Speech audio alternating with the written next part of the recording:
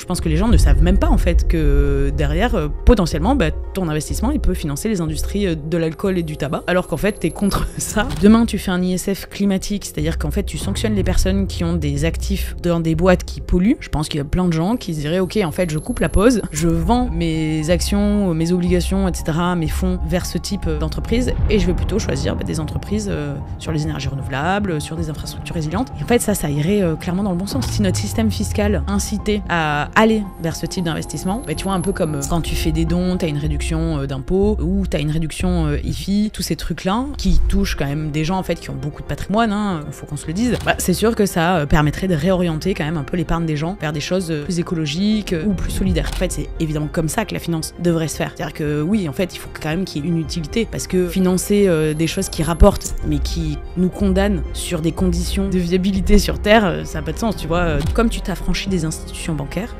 potentiellement Bitcoin c'est aussi une réponse à un des objectifs de développement durable. Merde, c'est le Bitcoin en fait, c'est le diable et c'est ça qui nous condamne pour mettre le panneau solaire au milieu du jardin. Maëlle, bienvenue. Merci Charlie Gass. Je suis très content de te recevoir. D'ailleurs, petite précision, tu es, félicitations, la première femme à être intervenue sur le Grand Bain. Je suis trop contente. Bah ouais, je te promets. Alors, c'était vraiment pas volontaire de ma part. Ouais. Et chaque jour, il y en a pas beaucoup des femmes en plus. Chaque jour, ouais, il y en a pas beaucoup. Chaque jour qui passait, je me disais c'est dommage. J'ai pas l'occasion de donner la parole aux femmes. C'est pas faute d'avoir essayé. J'en avais invité précédemment. Ouais. Ça a évité des refus ou des indisponibilités. Je suis ravie. Je suis trop contente, honorée de. Et tu es une belle représentante pour le coup. Je suis contente. C'est bien. On va pouvoir parler investissement, gestion de patrimoine, parce que tu es toi-même gestionnaire de patrimoine. Oui.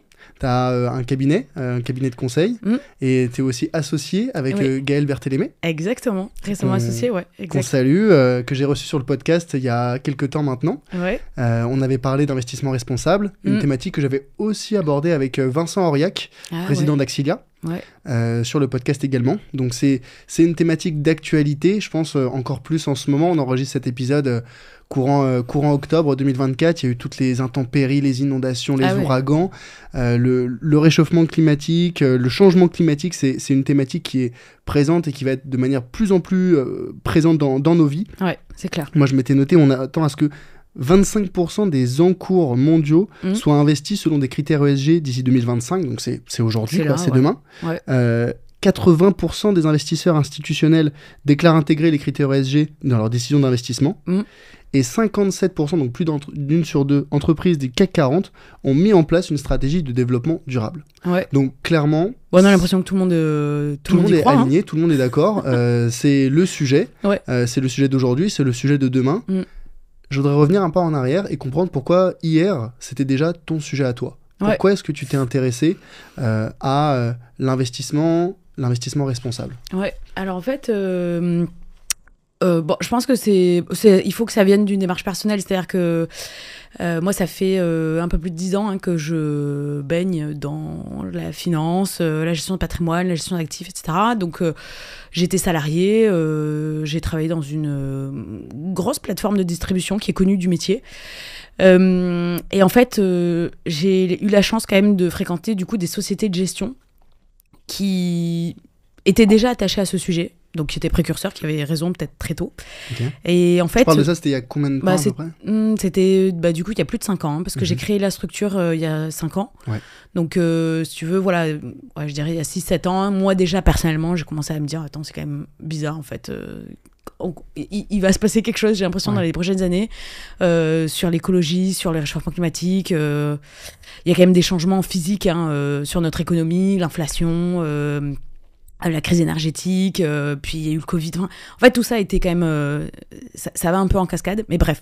Du coup, il y a 5-6 ans, à titre personnel, je me suis dit, en fait, il y a une dissonance dans mon quotidien, dans mon travail, et je vois beaucoup d'argent passer. En fait, les investissements, à l'époque, on avait des très gros clients qui investissaient des millions d'euros, et il y avait une opacité qui faisait qu'en vrai, je ne savais pas dans quoi cet argent allait. Et pourtant, je conseillais d'investir dans des OPCVM, dans des produits structurés, dans des fonds immobiliers.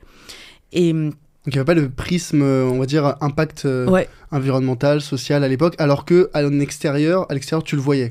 Ouais, c'est ça en fait. C'est que tu te dis, ok, je comprends comment l'économie fonctionne, je comprends ce que finance l'État, je comprends, moi, ma consommation, vers quoi, en gros, ma voix porte en termes de consommation. Mais l'argent, en fait, que j'investissais pour le compte de clients, quand j'étais salarié, j'arrivais pas à faire la connexion, quoi. Enfin, si tu veux, je ne voyais que... C'est une boîte noire. Le prisme, risque-rendement. Donc, vous voulez tel niveau de risque pour tel niveau de rendement. Et derrière, en fait, on questionnait pas tellement ce que tu finançais. Et c'est parce que, justement, j'ai commencé à rencontrer des sociétés d'investissement qui, elles... en compte ces sujets. Ouais, depuis très longtemps. Je pense, par exemple, à la financière de l'échiquier, qui le fait depuis de nombreuses années. Tu as Mirova qui le fait, Ecofi, en fait, c'est des sociétés de gestion qui intègrent depuis très longtemps les critères environnementaux et les critères sociaux. Et en fait, quand j'ai eu l'impression de me réveiller et de me dire, mais en fait, c'est évidemment comme ça que la finance devrait se faire. C'est-à-dire que oui, en fait, il faut quand même qu'il y ait une utilité, parce que financer des choses qui rapportent, mais qui nous condamnent sur des conditions de viabilité sur Terre, ça n'a pas de sens, tu vois. Dormir tranquillement avec 1 million d'euros sur son compte, mais savoir qu'en fait, ce 1 million d'euros pollue et compromet ton avenir et celui de tes enfants, voilà, c'est genre... être le plus riche d'une terre brûlée, ça n'a pas grand intérêt. Ça n'a pas de sens. Ouais, donc... Et voilà, et c'est pour ça qu'il y a 5 ans, quand j'ai créé le cabinet, je me suis dit, ok, en fait, il y a 3 choses que j'ai envie de mettre en avant. La première chose, c'est l'investissement responsable. Voilà, je veux le faire avec éthique. On passe beaucoup de temps à travailler. On donne beaucoup de temps et d'énergie au travail. Et en fait, je voulais que ça ait du sens, en plus de mes démarches personnelles. Et puis après, les 2 autres choses que je voulais faire, c'était parler à la nouvelle génération et le faire de manière digitale, ou en tout cas sur des nouvelles pratiques plus modernes que ce que le métier aujourd'hui pouvait offrir. Donc, bon, voilà. Le secteur un petit peu plus traditionnel, les acteurs plus institutionnels, quand tu parlais autour de toi de ces sujets, de cette approche, de ces velléités d'impact, comment c'était reçu? Et moi, j'ai toujours été un peu la hippie... On m'a toujours dit, mais Mel, qu'est-ce que tu fous dans ce métier? On dirait que t'es une hippie, en fait, on te voit mieux dans une retraite spirituelle à Ibiza, ou, si tu veux, ou à faire du surf sur la côte ouest, que donner du conseil en investissement. Donc en fait, j'ai toujours un peu dénoté dans ce métier, parce qu'en fait, c'est tellement formaté en plus, je pense que tu l'as vu, toi, par tes expériences, hein, il faut un certain profil. Il y a des connotations très tradies, conservateurs, quoi. Exactement, il y a un code, et c'est vrai que si tu dénotes, tu passes assez rapidement pour un illuminé, quoi. Ouais. Donc, et c'est aussi pour ça que je me suis affranchie du salariat, hein. À un moment donné, j'en avais marre aussi de répondre à des logiques, à une logique de groupe. Et donc je me suis dit, c'est pas grave, je vais faire mon petit bonhomme de chemin de mon côté, et puis et avec ma personnalité et avec mes convictions, et aujourd'hui je pense que je me suis pas trop trompée quand même, parce que du coup j'ai le sentiment qu'il y a une partie du métier qui va vers cette dynamique là, et c'est pas pour rien, du coup tu vois les chiffres que tu viens de donner. Alors si tout le monde le faisait, ça serait génial, parce que du coup on verrait vraiment le changement, mais en tout cas il y a des intentions qui sont un petit peu plus prononcées. Et ça, c'est assez réjouissant, parce que ça veut dire que on avait pas tellement tort il y a quelques années. En fait, c'est une question de changement structurel, c'est une tendance de fond, à la fois d'un point de vue demande. Les particuliers disent, moi je veux savoir ce que finance mon épargne, mes investissements. Maintenant, il faut leur donner les outils, les clés, le conseil, pour qu'ils puissent mettre en place, ou en tout cas traduire ces envies en actions concrètes. Et c'est avec des acteurs comme toi, avec des newsletters comme celle de Gaël, d'Épinard, il faut décrypter, tous ces acteurs qui font partie de la nouvelle génération. Et il y a notamment plein de gestionnaires de patrimoine. Maintenant, c'est à la fois sur la partie impact, on veut avoir une approche plus transparente, plus authentique. Il y a vraiment cette crise de la confiance, autant envers les acteurs institutionnels traditionnels, où on dit mais mon banquier, je sais qu'il n'agit pas dans mon intérêt, les frais c'est opaque, je suis pas sûr que ce qu'il fait c'est clair. Maintenant, on veut beaucoup plus de transparence, d'authenticité et de compréhension dans l'investissement. Donc, déjà, bravo de participer à cet écosystème. Donc, tu as décidé d'ouvrir ce cabinet qui a, on va dire, une teinte très responsable. C'est quoi concrètement, pour ceux qui nous écoutent et qui sont peut-être moins familiers avec ce sujet, un investissement classifier comme responsable? En tout cas, c'est un investissement qui va être en adéquation avec tes critères de durabilité, tes préférences de durabilité. Alors, il y a de la réglementation, en fait, qui est arrivée récemment et donc qui permet justement de traduire tout ça dans la pratique. Et donc maintenant, un investisseur, tu vas plus seulement lui demander quel est son ratio rendement-risque, tu vas aussi lui demander quels sont les... Ce qui ne parle d'ailleurs à personne. Ouais, en plus. Franchement, qui vient te voir en te disant « Alors moi, je veux prendre tant de niveau de risque ?» 6,2 sur 10 au niveau du risque. Exactement, c'est pas possible. Mais bref, en tout cas, jusqu'à présent, l'investissement fonctionnait quand même sur ce prisme-là, ce diptyque rendement et risque. Aujourd'hui, on vient rajouter la brique, donc durabilité, et on pose la question à l'investisseur, on lui dit quelles sont les thématiques que tu as envie de privilégier. Ça peut être par exemple donc, les énergies renouvelables, la santé, l'éducation, l'égalité des genres, mais ça va être aussi l'économie circulaire, l'agriculture, l'alimentation saine, je sais pas moi, la mobilité responsable. L'inclusion. Exactement. Donc, les thématiques que tu as envie de privilégier et aussi les thématiques que tu as envie d'exclure. Je veux pas financer les énergies fossiles, je veux pas financer l'armement, je veux pas financer... Tabac, exactement. Divertissement, pornographie, voilà. Ouais. Et en fait, c'est vrai que si tu poses pas ces questions, je pense que les gens ne savent même pas en fait que derrière, potentiellement, ton investissement, il peut financer les industries de l'alcool et du tabac, alors qu'en fait, tu es contre ça, ou financer l'armement ou financer le pétrole, le charbon, etc.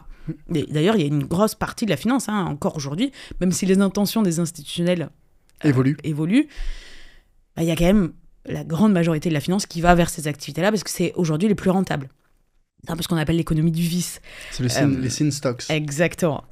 Mais donc voilà, concrètement, nous, on va demander aux clients, en fait, c'est quoi tes convictions, quoi ? Tu veux gagner de l'argent, c'est super. Nous, on est là, on n'est pas philanthrope, on est là pour accompagner l'enrichissement personnel, pour assurer l'indépendance financière, la retraite, ce genre de choses. Mais on va te demander, derrière, tu veux supporter quoi ? C'est aussi un espèce de champ de citoyenneté, tu vois, tu vas donner un vote. Au même titre que quand tu consommes, peut-être il y a des marques que tu boycottes parce que tu n'es pas trop aligné avec ça. C'est pareil avec l'argent, je trouve que c'est hyper important de se poser la question, qui j'ai envie de soutenir ? Quelle entreprise j'ai envie de soutenir ? Est-ce que c'est un Coca-Cola ? Ou est-ce que c'est une entreprise qui va faire du recyclage de plastique ? On oublie souvent qu'il y a ces deux approches, à la fois le côté quel est le secteur, quels sont les secteurs que je veux soutenir et quels sont les secteurs que je veux exclure. Et souvent, l'approche, on va dire, par exclusion, elle est peut-être plus simple à appréhender, plus, on va dire, compréhensible. Alors que quand on dit, je voudrais inclure, je voudrais soutenir tel secteur, oui, mais de quelle façon, en direct, ou bien avec du private equity, ou bien avec de l'immobilier ou des actions ou du côté, c'est plus difficile à appréhender. Et donc, pour essayer de classifier et aider les particuliers et les investisseurs à se retrouver là-dedans, on a créé un peu cette...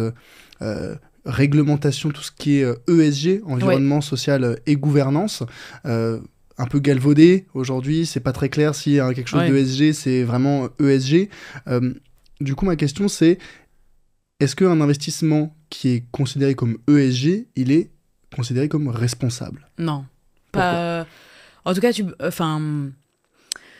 ça serait vite tomber dans les pièges du greenwashing.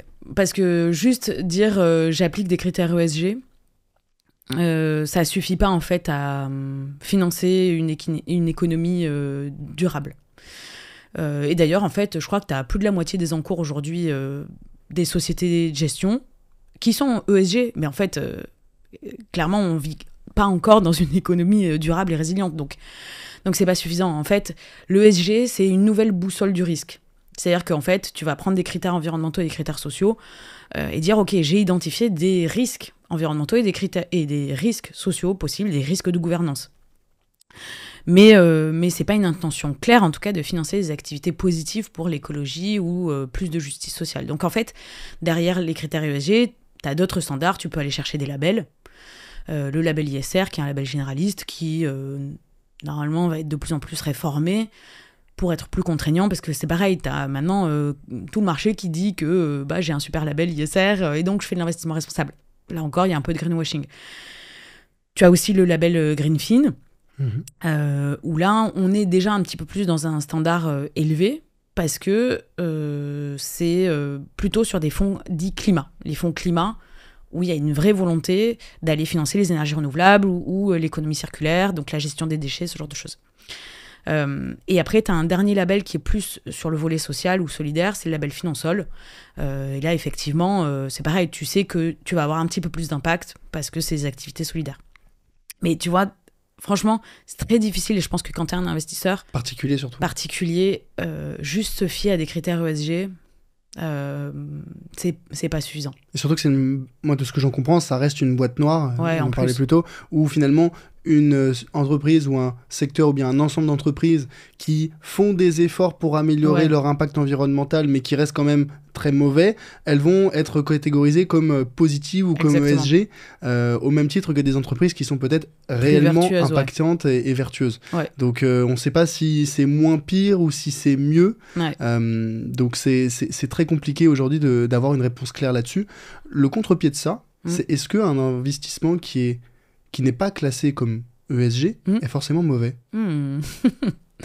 Eh ben en fait, alors dans l'investissement coté, donc tout ce qui est fonds d'investissement coté en bourse, que ça soit des OPCVM, que ça soit des ETF, de plus en plus, il y a le critère ESG qui est mentionné ou pas.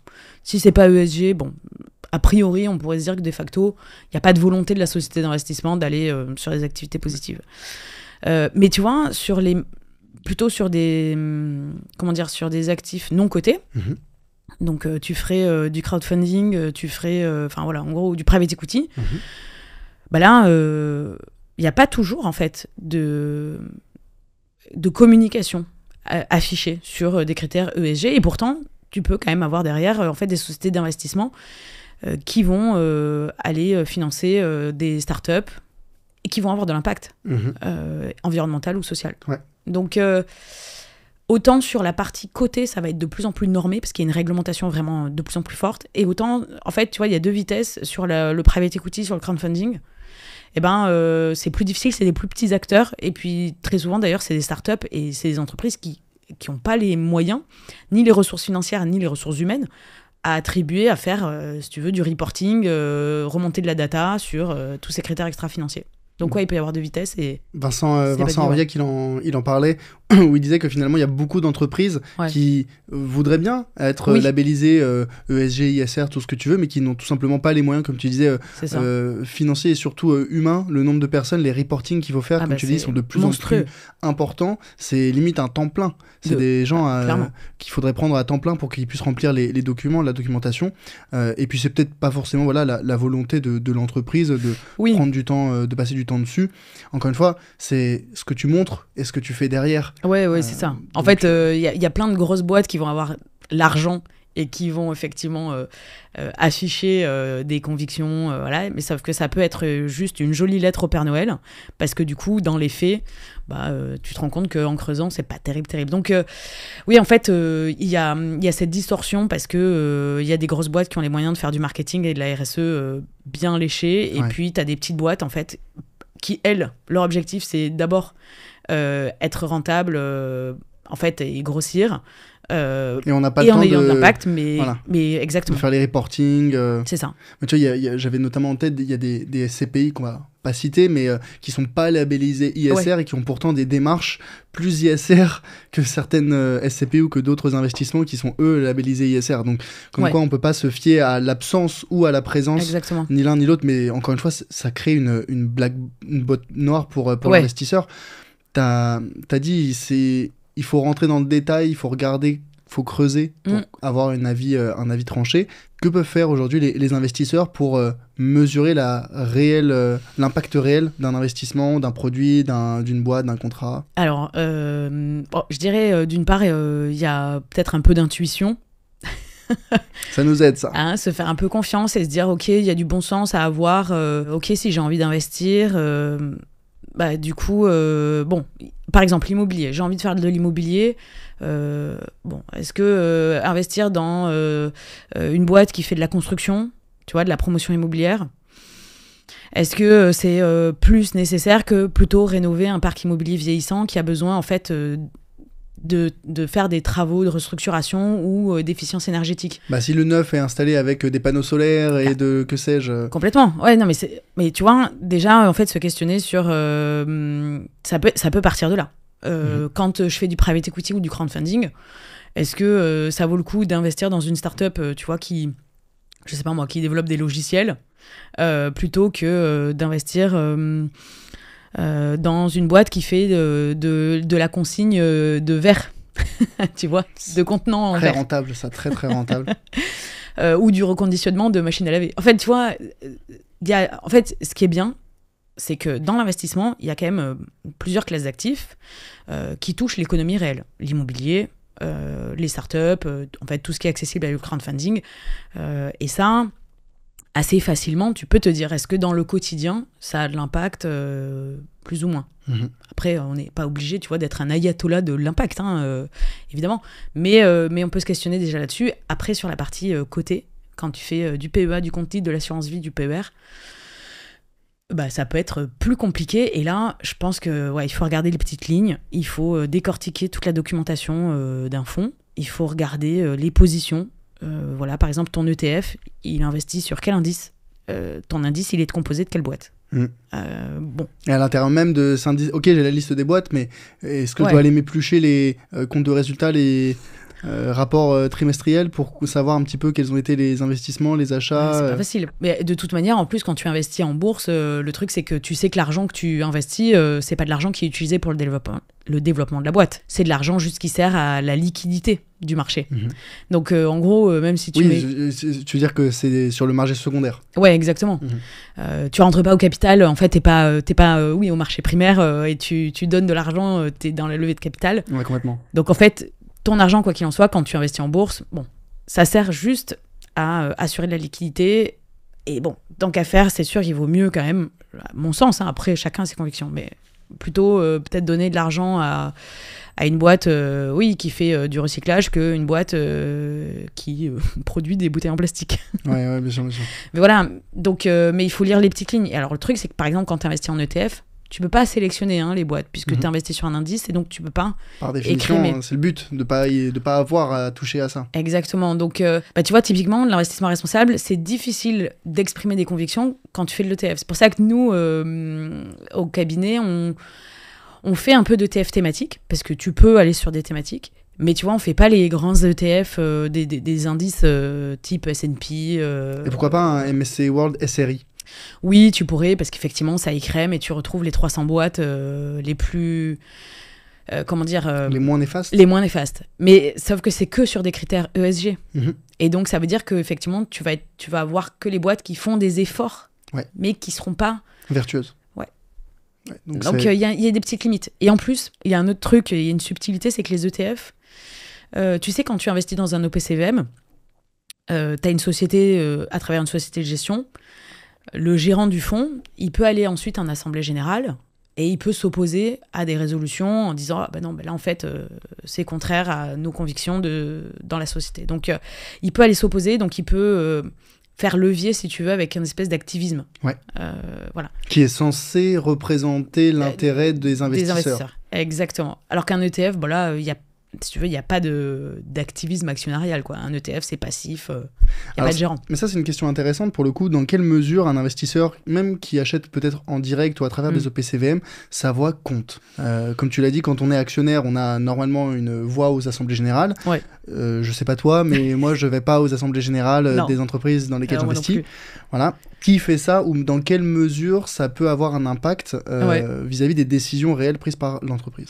Alors, jusqu'à présent, c'est sûr qu'il fallait pas rêver, ça faisait pas grand chose. Même si tu avais une action Total Energy, on te laissait pas rentrer à l'AG, quoi. Enfin, je doute pas trop. Voilà. Donc, mais par contre, en fait, on a vu là, je dirais ces 2-3 dernières années, tu as des sociétés de gestion donc, qui ont investi dans Total Energy ou chez Amundi, par exemple. Amundi qui est le premier actionnaire de Total Energy, donc qui finance aussi les projets de Total Energy. Bref, et donc tu as de plus en plus d'AG mouvementés parce que tu as des sociétés de gestion qui font des coalitions. Donc seules, effectivement, elles pèsent pas lourd, voilà, mais elles se mettent à 8-10 sociétés de gestion et elles commencent à peser et si tu veux, ça commence à faire un petit peu de bruit. Elles n'arrivent pas encore à faire renoncer à certaines résolutions d'AG. Mais tu sens que quand même, en termes de vote, là où avant il pouvait y avoir 90 ou 100% d'accord sur une résolution, bah là on commence à tomber à 70%. Donc il commence à y avoir un vrai rapport de force qui se crée. Donc j'ose espérer en fait qu'à un moment donné, tu vois, il va y avoir un point de bascule. Donc à mesure que qu'ils soient passifs ou actifs, mais plutôt actifs, que les fonds, les EPCVM, on va dire, à tendance responsable, vont prendre plus de poids dans l'économie, on devrait avoir des décisions aux AG qui vont tendre progressivement aussi vers des décisions responsables. Ouais, je pense. Et d'où l'intérêt, du coup, parce que forcément, c'est un peu comme dans la consommation, ça vient quand même toujours d'en bas, pas de manière péjorative, hein, je veux dire en bas, c'est le consommateur. Populum. Ouais. Non, on va dire, tu vois, on a ce vote, et je pense que du coup, si l'investissement responsable est de plus en plus est plébiscité de plus en plus auprès des conseillers, auprès des sociétés d'investissement, du coup, forcément, ça leur donnera aussi plus de poids pour faire shifter certaines boîtes et à intégrer plus de critères environnementaux et sociaux. J'espère. De toute façon, comme tu l'as dit, c'est une question de demande. Et si progressivement les particuliers disent, nous, et les investisseurs même professionnels, nous on veut plutôt ce type d'investissement qui est responsable et vous le proposez pas, je vais aller chez le voisin qui le propose. Mais c'est une question de demande et d'offre. Demande d'offre et puis une tendance assez long terme. Ça, c'est, on va dire, il y a plusieurs facteurs. Il y a des facteurs internes avec la demande et l'offre, mais il y a des facteurs externes avec notamment la réglementation. Est-ce que selon toi, aujourd'hui, la réglementation, je ne parle pas uniquement en Europe, même si on est plutôt pionnier sur la partie ESG, mais dans le monde de l'investissement, la réglementation aujourd'hui est plutôt un accélérateur ou un frein au développement des investissements responsables ? Ça devrait être un accélérateur, mais elle est tellement complexe, la réglementation, que c'est un frein, je pense. En fait, la réglementation, elle est censée faciliter justement la compréhension, apporter de la transparence, etc. Sauf que tu te rends compte que l'investisseur particulier, il comprend pas plus ce qu'il fait, et donc ça peut être un frein, ou en tout cas, il peut y avoir du coup des pièges de greenwashing. Ce qui est sûr, c'est que ça sera quand même un accélérateur, parce que la réglementation, elle est contraignante. Si tu le fais pas, t'es sanctionné. Là où si finalement tu laissais la liberté aux gens de choisir entre faire des rapports extra-financiers ou ne pas les faire, sans impact, de sanctions, les gens te diraient moi je fais pas le rapport parce qu'il me demande plus de travail. Exactement. Donc non, c'est bien qu'il y ait de la réglementation. Ça obligera en fait tous les acteurs à faire ce travail de transparence et d'aller vers des choses plus vertueuses, c'est sûr. Et si jamais c'est une question de contrainte, comment est-ce que la contrainte, elle peut encourager que ce soit les entreprises individuelles ou peut-être les fonds à être plus respectueux de l'environnement ? Ça serait avec des sanctions ou ça serait au contraire avec des incitations financières ? Ça serait génial. En fait, c'est sûr que si, tu vois... des réductions d'impôts, sais-je. En fait, si notre système fiscal incitait à aller vers ce type d'investissement, je pense que, tu vois, un peu comme quand tu fais des dons, tu as une réduction d'impôts ou tu as une réduction IFI. En fait, tous ces trucs-là qui touchent quand même des gens en fait, qui ont beaucoup de patrimoine, faut qu'on se le dise, c'est sûr que ça permettrait de réorienter quand même un peu l'épargne des gens vers des choses... plus écologiques ou plus solidaires. Je pense notamment, il y avait des suggestions comme l'IFI climatique. Aujourd'hui, l'ISF est focus sur l'immobilier, donc c'est devenu l'IFI. Mais demain, tu fais un ISF climatique, c'est-à-dire qu'en fait, tu sanctionnes les personnes qui ont des actifs dans des boîtes qui polluent. Je pense qu'il y a plein de gens qui se diraient « Ok, en fait, je coupe la pause, je vends mes actions, mes obligations, etc., mes fonds vers ce type d'entreprise et je vais plutôt choisir des entreprises sur les énergies renouvelables, sur des infrastructures résilientes. » Et en fait, ça irait clairement dans le bon sens. Et dans ce cas-là, est-ce que tu taxes aussi les particuliers ou les professionnels qui ont beaucoup d'argent sur leur compte courant ? Parce que le compte courant, aujourd'hui, c'est pas un grand financeur d'énergie renouvelable. Clairement, ouais. Oui. Typiquement, il faudrait inciter aussi les gens à aller vers des banques éthiques. Le problème, c'est qu'il y a une méconnaissance en fait de tous ces acteurs.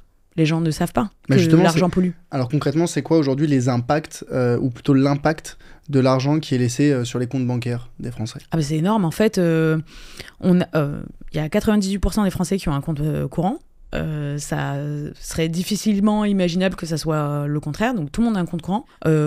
Souvent, c'est un compte courant qu'on a, entre guillemets, hérité de nos parents. C'est-à-dire qu'en fait, on est dans la banque de nos parents ou de nos grands-parents. Enfin, voilà. Donc, il y a une espèce d'héritage socioculturel sur le compte courant.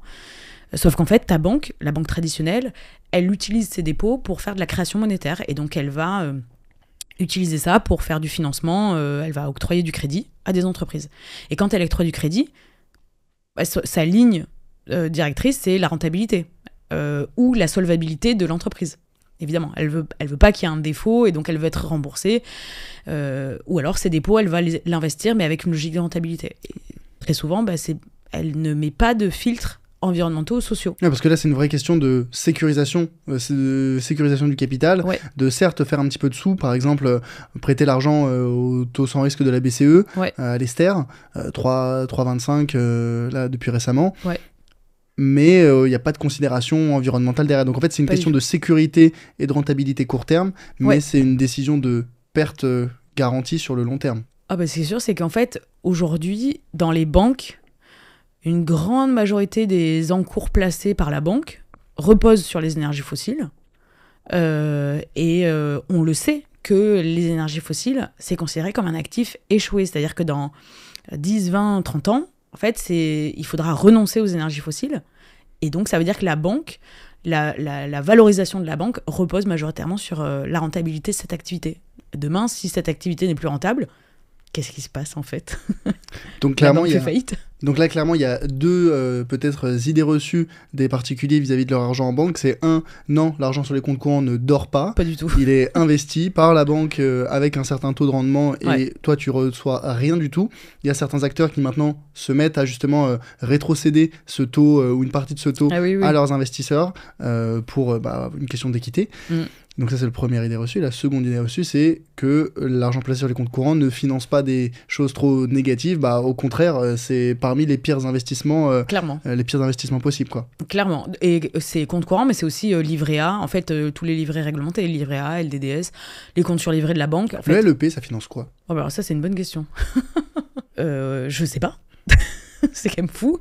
Mais, et je pense que la plupart des gens ne savent même pas. Alors, je sais ce que finance le livret A, je sais ce que finance le LDDS. Mais je pense que tu poses la question à ton voisin. Mais tu vois, on est gestionnaire de patrimoine et on ne sait pas. Donc c'est quand même qu'il y a une question d'opacité qui est... Tu sais ce que finance le fonds euro de l'assurance vie? C'est investi en obligations et en immobilier, mais voilà. Mais quelles obligations C'est ça. Quelle boîte? Quelle boîte, je sais pas. Ouais, de toute façon, vu les taux, c'est probablement quelque chose proche de l'Ester, tu vois. Ouais, donc, mais tu vois, c'est quand même fou, en fait, qu'il n'y ait pas de... que même nous, en tant qu'intermédiaires et professionnels, pareil, on n'ait pas ces informations-là. Et dans ce cas-là, que penser des nouvelles banques, enfin des banques peut-être plus green, plus récentes? Je sais que tu es assez familière, tu en as déjà parlé. Ouais. Qu'est-ce que tu en penses et pourquoi c'est intéressant et quelles sont peut-être les limites? Alors, les limites, c'est que c'est pas des banques. Du coup, elles ont la licence... En fait, elles sont établissements de services de paiement. Et elles sont adossées à des licences bancaires puisqu'elles n'ont pas l'agrément de banque. Ça prend du temps, c'est hyper long, c'est compliqué. Et donc, elles sont adossées à des licences bancaires de banques traditionnelles. Voilà. Ce qui est intéressant, c'est qu'il y a une véritable intention de financer des activités écologiques. Ça, on ne peut pas leur enlever, en tout cas, cette volonté-là. Je pense qu'il faut que ça se vérifie sur le long terme. Mais en tout cas, il y a une authenticité dans la démarche. Il n'y a pas de greenwashing, voilà. Mais c'est à toute petite échelle. En réalité, pour l'instant, l'impact, il est encore à démontrer. Mais par contre, je pense que c'est un vrai geste, en fait, à nouveau, un vrai geste citoyen, d'écrire à sa banque et de dire je te quitte. C'est pas toi, c'est moi. Enfin non, là pour le coup, c'est toi. C'est la rupture. Là, c'est toi, ouais. Là, c'est toi. Et je vais aller dans une banque en ligne, déjà avec moins de frais. Ça fera du bien au portefeuille pour le service rendu. Et en plus, du coup, avec une volonté de financer des activités écologiques, ou en tout cas de ne pas mettre un seul euro dans les énergies fossiles.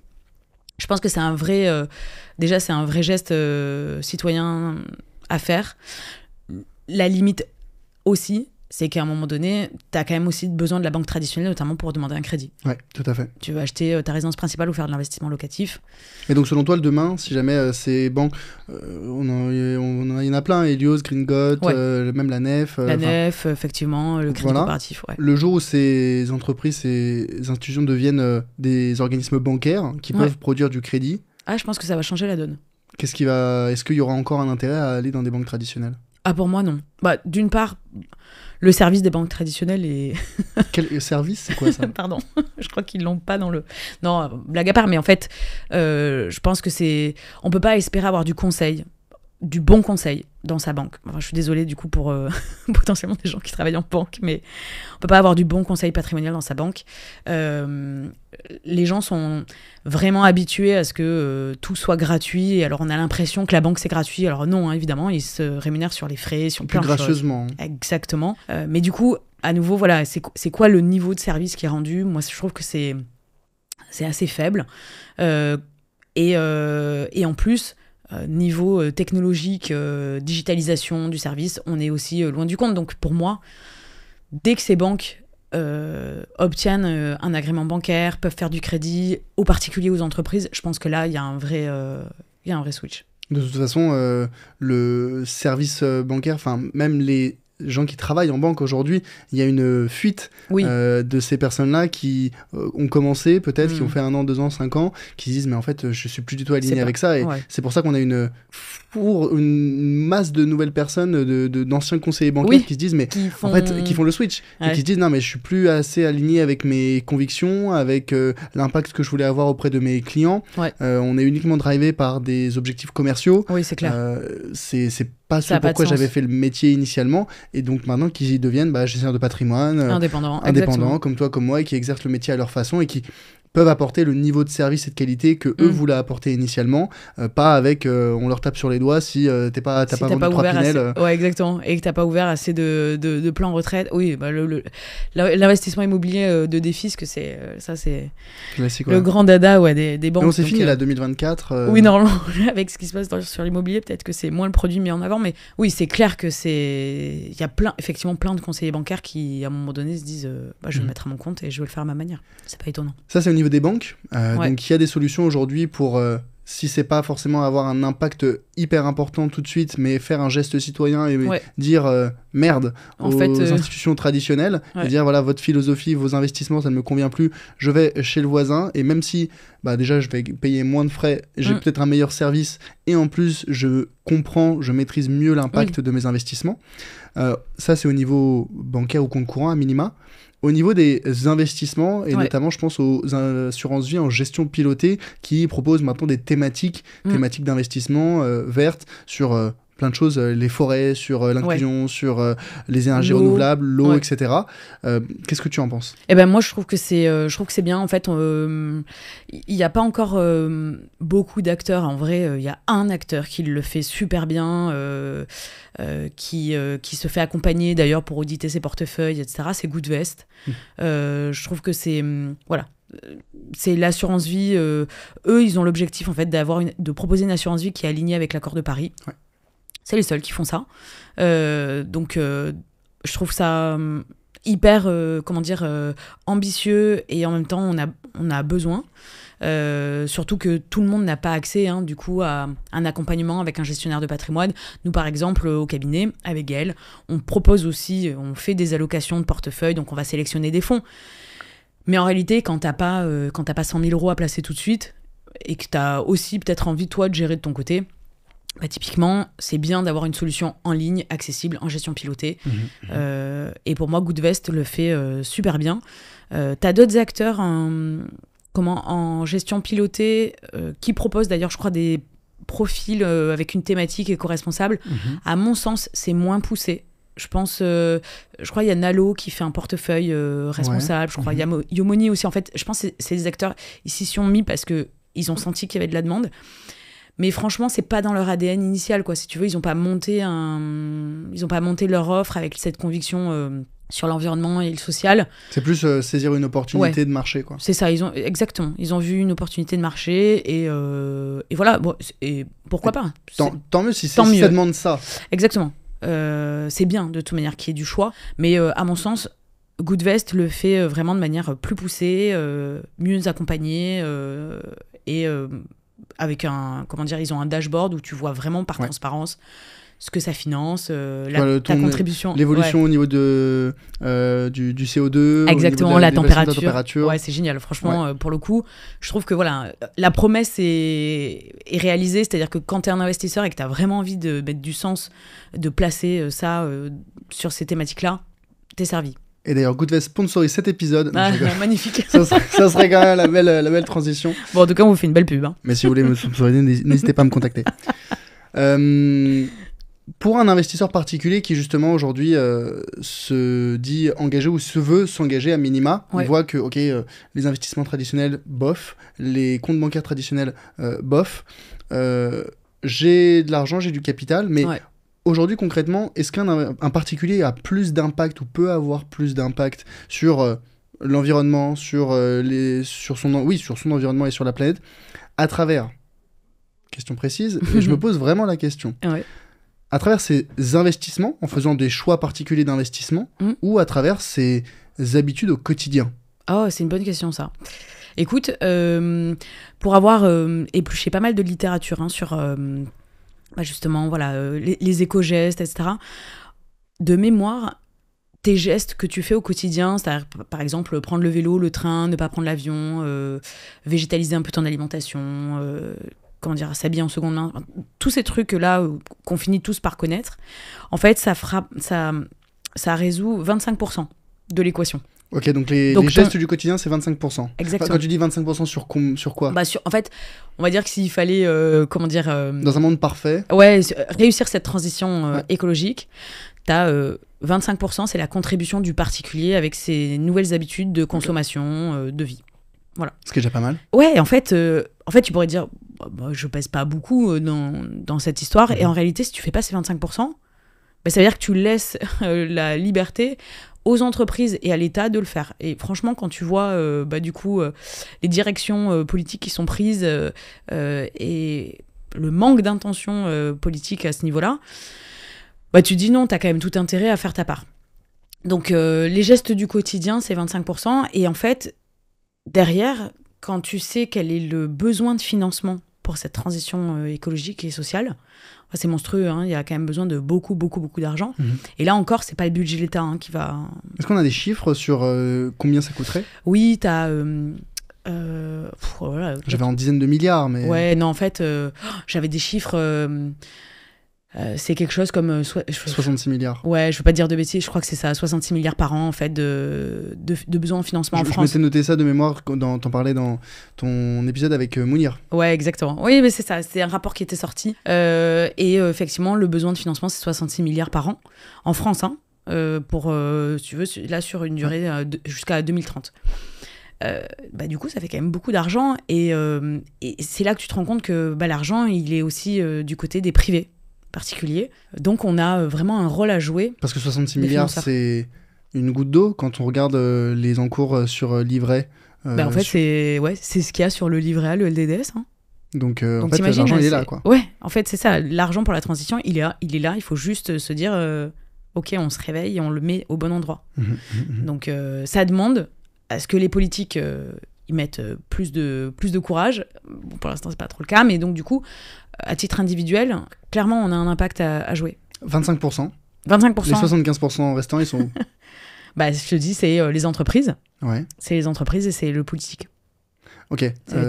Et donc finalement, les investissements de l'investisseur, enfin du particulier, ils rentrent dans les 75%. Quoi. Oui, pour moi, il est dilué effectivement, mais en fait, il rentre dans les 75% parce que, à nouveau, si tu encourages une société parce que tu es consommateur ou parce que tu es financeur. Donc finalement, il faudrait regarder à quel point les financements pèsent dans les décisions qui sont prises. Et donc si jamais c'est peut-être 10%, en fait, 10% de 75, ça fait que 7,5. Donc en fait, tu as plus d'impact avec tes gestes du quotidien. Par contre, si jamais c'était 50%, tu aurais plus d'impact avec tes investissements. Ouais. Mais c'est une question un peu insoluble, on n'a pas la réponse encore. Il faudrait vraiment creuser, prendre un papier, se faire des petits calculs. Mais oui, clairement... Et bien entendu, par exemple, toi ou moi, on n'a pas on pèsera moins que si Bernard Arnault se disait, ah ben tiens, plutôt que de financer, je sais pas moi. Mais moi, je suis venu en jet au studio. Ah oui, ben voilà. Mais voilà, tu vois, c'est sûr que ces types-là aussi, en fait, d'où la question de l'ISF climatique. Tu vois, ces mecs-là, tu leur mettrais un ISF climatique. Ah, je pense qu'il y a une bonne partie de leur patrimoine qui réorienterait vers des choses plus sympathiques pour l'avenir. Personne n'a pas envie d'avoir un impact positif sur l'environnement. La question, c'est à quel coût. Et je parle pas uniquement des frais, mais je parle ici de la performance. Ouais. C'est un débat éternel. Oui. Le contre-coup, on va dire la contrepartie de la performance.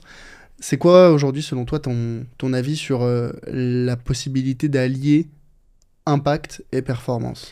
Pour moi, c'est un duo qui fonctionnera encore plus sur les prochaines décennies. C'est-à-dire qu'aujourd'hui, encore, les grands gagnants sont les pollueurs. C'est-à-dire qu'aujourd'hui, c'est encore archi rentable d'investir dans Total Energy, dans Coca-Cola, dans toutes ces grosses boîtes. Alors pourquoi ? Ça, c'est intéressant. Parce que tu as parlé tout à l'heure très, très justement des secteurs, des sin stocks, des secteurs néfastes. Pourquoi c'est rentable ? Pourquoi c'est plus rentable ? Pourquoi c'est plus rentable ? Parce qu'en fait, dans leur comptabilité, on n'intègre pas les impacts négatifs sur l'environnement. Tu mettrais, je sais pas moi, t'as une usine, une usine qui produit des voitures et qui déverse en gros tous les... l'eau usée dans le cours d'eau à côté. Mais en fait, cette externalité, elle n'est pas prise en compte dans sa comptabilité. Et pourtant, si tu lui faisais payer le préjudice, on est d'accord que peut-être que sa voiture, son prix de revient ne serait pas le même. Et donc, sa rentabilité serait forcément impactée. Donc, c'est un peu le score carbone. Ouais, exactement. Mais tu vois, ça me fait penser à ça pour Vincent. Mais c'est vrai qu'en fait, tu intégrerais une comptabilité verte dans les entreprises. Le prix de revient ne serait pas du tout le même et donc la marge ne serait pas la même. Tu ferais payer la facture environnementale dans n'importe quel secteur, l'immobilier, l'industrie lourde, évidemment, en fait, ces boîtes-là, elles seraient moins rentables. En fait, ce que tu ferais, c'est tout simplement, tu actualiserais le coût long terme ou l'impact négatif long terme à aujourd'hui, en disant, ok, sur le long terme, vous allez impacter négativement tant l'environnement, la santé. Oui, exactement. Donc aujourd'hui, vous allez payer tant. Exactement, parce que, tu vois, la santé aujourd'hui, mine de rien, en fait, on paye, la sécurité sociale, en fait, elle paye le coût néfaste de la pollution, de plein de choses qui sont quand même induites par notre économie. Je pense que si aujourd'hui il y a autant de cancers et dans les 20 prochaines années, ça sera, je crois que c'est 1 personne sur 3 qui aura un cancer dans le monde. On est 2 dans cette pièce, donc on va dire que ça sera la 3e personne. Mais non, tu vois, en fait, typiquement, le coût de la santé, on va payer la facture. Là, en France, ça sera la sécurité sociale. Alors que tu ferais payer ça par les entreprises, elles repenseraient du coup leur fonctionnement, leur process. Ouais, on serait plus du tout sur une économie linéaire, on serait sur une économie circulaire. Voilà, on penserait à la fin de vie du produit, on penserait à la pollution que ça génère, on penserait à tout ça. Voilà. Ouais, donc finalement, tu voudrais faire payer aux entreprises leur impact négatif, aujourd'hui et pas demain. Parce que c'est facile de dire, on s'en occupera plus tard. Les investisseurs, de toute façon, c'est eux qui décident, c'est les actionnaires. Les actionnaires, eux, ils n'ont pas une pensée long terme. Ouais. Ils veulent un retour sur investissement et ils ne veulent pas dans 20, 30, 40 ans. Alors que c'est dans 20, 30, 40 ans que les impacts d'aujourd'hui se verront. Ouais. Exactement. Pour autant, est-ce que ça implique nécessairement, si jamais tu mettais en place ce système, des performances boursières plus faibles et donc pour l'investisseur un rendement moindre? Oui, alors tu sais qu'aujourd'hui d'ailleurs on commence à voir des valorisations de boîtes bien meilleures parce que justement elles intègrent des critères d'impact. Et donc les institutionnels par exemple commencent et le font déjà depuis quelque temps, être attentifs à ça parce que quand tu es un investisseur de long terme, t'es obligé de... Mais même, tu vois, même si t'es pas un écolo convaincu, t'es obligé d'analyser le risque. Et aujourd'hui, ne pas prendre en compte le risque environnemental, physique, sur nos économies, tu vois, c'est être à côté de la plaque. T'es pas un bon investisseur. Ouais. Et donc forcément, en fait, les valorisations, elles vont évoluer dans ce sens-là. Donc, t'as des boîtes qui vont voir leur valorisation des côtés. forcément. Et t'en as d'autres qui vont être de plus en plus récompensés à la fois par les consommateurs et par les investisseurs. Mais finalement, là, tu sais qu'on a bouclé la boucle, parce qu'on en revient au sujet des notations ESG qui ne sont pas un indicateur de l'impact de l'entreprise, mais uniquement un indicateur de la capacité de l'entreprise à protéger ses profits face aux risques ESG environnementaux. Ça, c'est peu compris, tu vois. C'est typiquement une entreprise comme, je sais pas moi, Tesla, ou même n'importe quelle entreprise qui protège, je sais pas, ses locaux face à des risques de tremblement de terre ou d'inondation. Ils vont avoir une bonne note ESG. Alors je me dis, mais quel rapport ? Il dit, en fait, il protège l'entreprise, ses employés, ses clients. Son outil de production, parce qu'en fait, si demain il y a un tremblement de terre et que l'usine s'effondre, enfin, en gros, c'est ça. C'est se protéger face aux risques ESG et pas un indicateur de l'impact de l'entreprise sur son environnement. Donc, finalement, ok, c'est pas très clair si jamais investir dans des entreprises. Toi, tu dis, progressivement, on commence à avoir des entreprises qui ont des valorisations améliorées par leurs décisions ESG. Mais tout ça, en fait, quand on prend du recul, ça me semble un petit peu paradoxal. Si tu te dis, moi, je suis un investisseur, je m'en fiche des impacts et de l'impact de mes investissements. Tu as donc un univers d'investissement qui est le plus large possible. Ah oui, voilà, oui. Par définition, un investisseur qui va restreindre par des critères d'exclusion, par des critères ESG, son univers d'investissement, il va forcément avoir moins de choix. Donc, est-ce que, intrinsèquement, un investissement ESG, ou en tout cas un investisseur ESG, il n'est pas condamné sur le long terme à avoir des moins bonnes performances qu'un investisseur non ESG. Parce qu'il a moins de diversification. Exactement, parce que son univers d'investissement est forcément plus restreint. Et donc, à, on va dire, aire de jeu égale, l'investisseur ESG, il a moins de possibilités. Oui, mais je pense que l'univers d'investissement va évoluer à nouveau. J'ai quand même cette intime conviction qu'à un moment donné, les entreprises qui ne le feront pas... n'intégreront pas, si tu veux, cette dimension-là, elles resteront sur le carreau, en fait. Elles intéresseront plus les investisseurs institutionnels, peut-être qu'elles recevront plus de subventions. Donc, j'ai quand même ce sentiment que tout le monde s'y mettra. Et que donc, ton univers en tant qu'investisseur particulier s'élargira de plus en plus. C'est sûr qu'aujourd'hui, quand tu fais de l'investissement responsable coté, dans ton portefeuille, que ce soit l'assurance vie, PER, etc., tu retrouves à chaque fois les mêmes boîtes. C'est toujours les mêmes boîtes. C'est d'ailleurs souvent des boîtes en Europe ou un peu aux États-Unis. Donc oui, t'es limité. Mais tu sais... c'est Warren Buffett qui disait la diversification, c'est aussi la sécurité de l'ignorance. Enfin, la sécurité de l'ignorance. Non, oui, c'est le fait de... En fait, le fait de vouloir diversifier. C'est la protection de l'ignorant. Exactement. En gros, quand t'es ignorant, t'as tout intérêt à diversifier, comme ça tu prends un peu de tout. Et comme ça, tu sais que dans le lot, ça marchera. Maintenant, moi je trouve que c'est pas plus mal d'aller cibler, même si c'est plus restreint, mais d'aller cibler et de faire des paris plus dans des niches que dans des trucs plus mainstream. Et en espérant que ces niches, à nouveau, deviennent mainstream à un moment donné. Mais est-ce que dans ce cas-là, si jamais tu te dis, je veux pas... En fait, j'essaie vraiment de comprendre le sous-jacent de est-ce que ça va vraiment impliquer... Quel serait l'impact sur la performance L'impact, c'est qu'à un moment donné... Alors, tu pourrais, par exemple... il pourrait y avoir une bulle, d'ailleurs... En fait, c'est ça le sujet qui me dérange, c'est, mettons des mots dessus, la bulle de l'ESG. Pas vis-à-vis des entreprises en elles-mêmes, mais vis-à-vis de la hype. C'est ça. 2020, 2021, pendant et après le Covid, on a eu un afflux d'investisseurs particuliers qui, d'un coup, ont découvert le monde de l'investissement et c'est une très bonne chose. Maintenant, on a des nouvelles générations qui sont de plus en plus intéressées par ces sujets environnementaux, ce qui est aussi une très bonne chose. La conséquence de deux bonnes choses, c'est pas forcément une troisième bonne chose.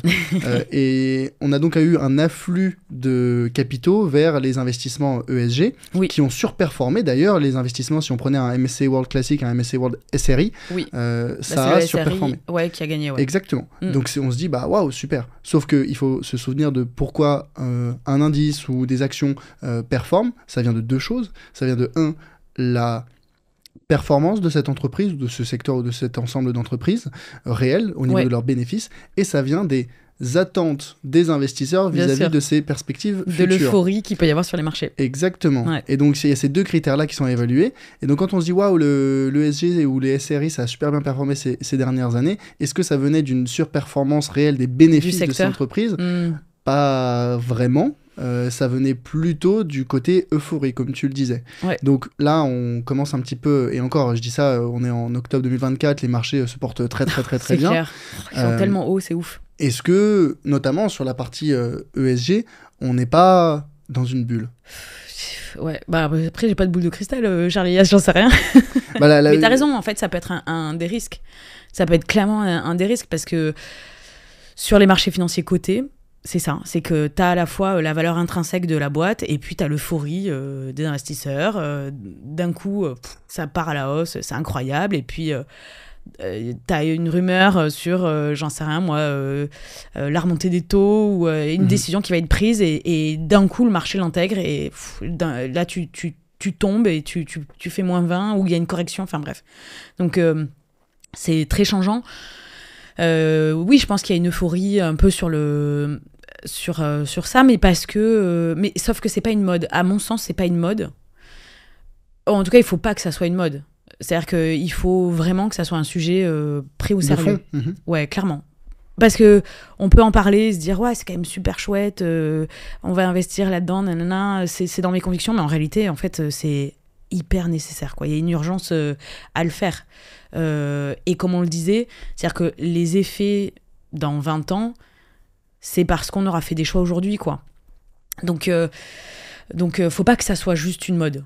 Ça, tu le décides pas, malheureusement. Ouais, tu le décides pas. Mais tu le décides, j'ai envie de dire, tu le décides en exprimant tes attentes auprès des institutions, des acteurs, en leur disant bah non, nous maintenant on veut ce type de placement, on veut ce type d'investissement, plutôt responsable, plutôt dans telle direction, plutôt dans l'autre, et on en veut moins des autres. Oui, et je pense que et c'est là où c'est un peu difficile, mais c'est ce qu'il faut réussir à faire, c'est qu'il faut donner, en tout cas il faut faire confiance en des acteurs qui ont une démarche vraiment authentique. Et c'est pas évident parce que y a de l'opportunisme, on l'a dit, il y a des gens qui vont s'engouffrer dans la brèche et qui vont se dire putain super, on a compris la nouvelle génération d'investisseurs, ils veulent que ça soit hyper écolo, nanana machin, on va leur en donner. Faut aller, faut dénicher un peu ce qui est vrai, ce qui est faux. Mais ce qui est sûr, c'est qu'il faut en tout cas aller là-dedans. Ok, donc en synthèse sur le lien entre performance et impact, c'est on voit progressivement des entreprises qui ont des velléités responsables avoir des meilleures performances boursières. Oui. Est-ce que c'est drivé par des meilleurs bénéfices ou uniquement par les attentes ou en tout cas l'euphorie de la part des investisseurs? C'est un petit peu des deux dans tous les cas. Est-ce que demain ça va dégonfler? J'ai envie de dire, t'as pas de boule de cristal, j'en ai pas. Mais mécaniquement, oui, des corrections des marchés baissiers. Il y aura des corrections, ouais. On en a déjà eu, on en aura toujours. Le sujet, c'est pas de se dire je cherche l'investissement qui va toujours croître et qui va faire les meilleures performances. Exactement. Mais c'est de trouver l'investissement qui va amener, toi tu parlais de diptyque tout à l'heure, maintenant on est dans un triptyque. Ouais. Le triptyque performance, risque et impact qui correspond le plus à mon profil. Exactement, parce qu'en vrai, là on parle, c'est vrai qu'on... c'est une grosse nébuleuse, y a les marchés, il y a différentes stratégies, mais en réalité, si on ramène tout ça à nous, en tant qu'investisseurs particuliers, ton timing personnel n'est pas forcément le timing des marchés, quoi. Et puis, il faut simplement se dire que, oui, j'investis parce que j'ai tel objectif, préparer ma retraite, anticiper l'avenir pour mes enfants, etc. Je ne cherche pas à faire des performances... Enfin, pour ceux qui veulent faire des performances de 10 ou 15% par an, il y a des produits pour ça. Il y a des produits de spéculation pour ça. Mais en tout cas, a priori, quand tu veux être un investisseur de long terme, t'es pas sur de la spéculation au mois ou à l'année. Tu regardes ça sur un temps long de 8, 10 ans, 15 ans. Et dans ces conditions, je pense quand même que ça aura plus d'avenir de financer des infrastructures pour assainir l'eau, de l'agriculture raisonnée, j'en sais rien moi, des infrastructures pour qu'il y ait plus de trains plutôt que d'avions. À mon sens, voilà, ça aura plus d'avenir que de construire à tout va des centres commerciaux, de la livraison par drone. Ouais, exactement. Voilà, enfin, voilà. En tout cas, c'est pas le futur, moi, que j'imagine. Et je pense que c'est pas le futur qui nous rendra service pour les futures générations. Mais de toute façon, c'est en drivant ces investissements vers ces acteurs qu'on veut soutenir que derrière va y avoir potentiellement de meilleures permances, de plus de capitaux pour faire des investissements, et aussi ça va attirer des talents, les talents de demain. Ça, c'est un vrai sujet clé pour les grandes entreprises aujourd'hui, c'est de dire comment est-ce qu'on attire les meilleurs ingénieurs, les meilleurs commerciaux, les meilleurs les talents de demain. C'est aussi en ayant une politique qui est en adéquation avec les valeurs de cette nouvelle génération. Et donc c'est un cercle vertueux. Exactement. En fait, et c'est marrant, moi c'est ce que je dis souvent à mes clients, en fait, on a des zones d'influence à plusieurs niveaux. Tu as la zone d'influence effectivement quand tu es salarié ou quand tu es à ton compte, mais en tout cas quand tu t'es intégré dans la vie d'une entreprise, tu as de l'impact parce que tu offres de l'argent, de l'énergie, du temps, de l'énergie au service d'un produit ou d'une prestation de service pour l'entreprise. Bref, donc tu as déjà cette zone d'influence. Tu as ta zone d'influence en tant que consommateur, évidemment, pareil, tu votes pour... je préfère manger du jambon avec du nitrite ou pas. Et puis... t'as aussi, c'est un peu le coin d'ombre qui est un peu délaissé, mais tu as aussi cette zone d'influence en tant qu'épargnant et investisseur dans ta banque, et après sur toutes les enveloppes d'investissement que tu pourrais ouvrir ou toutes les stratégies d'investissement que tu pourrais faire. Et ça, c'est en fait, toutes ces zones d'influence ne doivent pas être délaissées. Comment est-ce que toi, tu construis justement ces stratégies d'investissement, ces stratégies patrimoniales aussi, avec tes clients ? C'est quoi un peu les sujets, les questions que tu leur poses, et comment est-ce que tu arrives à les guider dans une direction ou dans une autre ? En fait, après, moi, je fais le métier de conseiller, j'imagine, comme toi, tu vois, en faisant un audit patrimonial, on regarde un peu l'inventaire, ce que le client a déjà fait, on regarde ses objectifs, on regarde son horizon d'investissement, on regarde aussi l'impact fiscal, parce que ça sert à rien de faire de l'immobilier quand on est déjà fortement taxé. En fait, il y a toute cette combinaison de paramètres qui sont pris en compte. Et ensuite, les thématiques qui veulent être privilégiées ou exclues. Et de ça, on arrive du coup à proposer, soit à travers des enveloppes, assurance vie, plan retraite, compte titre, PEA, soit en direct, sur de l'immobilier, de la SCPI, du private equity, du crowdfunding, parfois quand on nous le demande un peu de crypto. Mais on essaie de faire un mapping complet avec tous les critères du client sur sa situation personnelle, professionnelle et fiscale. Et tu arrives à mettre en place ou à sélectionner des partenaires, des contrats, des produits qui sont, on va dire, spécifiques à l'investissement responsable, ou est-ce que tu prends des contrats, on va dire, peut-être plus grand public, et dans lesquels tu loges certains produits? Enfin, c'est quoi l'approche? Elle est plutôt contrat, produit, partenaire? Alors vraiment sur les partenaires, on a une méthodologie qu'on a vraiment modélisée avec Gaëlle, où on écrème vraiment le marché. D'où la crèmerie. D'où la crèmerie, voilà. Et en fait, notre volonté, c'est d'aller sélectionner vraiment des partenaires qui sont engagés, pas seulement parce qu'ils proposent des produits d'investissement responsable, mais aussi parce que, en tant qu'entreprise, ils ont aussi développé une RSE engagée. En interne, tu parles. En interne, exactement. Donc en fait, moi, je bosserai pas avec quelqu'un qui me vend un produit d'investissement responsable, mais tu vois, chez eux qui, j'en sais rien, proposent des séminaires aux Bahamas. C'est fait ce que je dis, pas ce que je fais, quoi. Exactement. Ça, c'est pas possible, en fait. Donc on essaie d'avoir une cohérence entre le produit qui est vendu, qui est distribué par la société, et la société elle-même. Quelles sont les valeurs qu'elle porte? Est-ce qu'il y a des écarts trop importants de salaire en interne? Est-ce qu'il y a une parité homme-femme? Est-ce qu'il y a de l'inclusion? Est-ce qu'il y a peut-être un peu de philanthropie aussi? Tu vois, moi j'aime bien les boîtes qui disent on fait du chiffre d'affaires, il y a une partie qu'on reverse à des associations. Je trouve que ça en dit long un peu quand même sur comme Bernard Arnault, quoi. Ouais, c'est vrai que Bernard Arnault, c'est un grand philanthrope, grand donateur. Mais voilà, en fait, on essaie de rester aligné, en fait, d'avoir des... Et puis, on aime bien bosser avec des gens qui nous ressemblent aussi. Et c'est vrai que quand tu parles le même langage, a priori, t'arrives à débusquer un peu les chats noirs et te dire, OK, celui-là, c'est pas tout à fait honnête.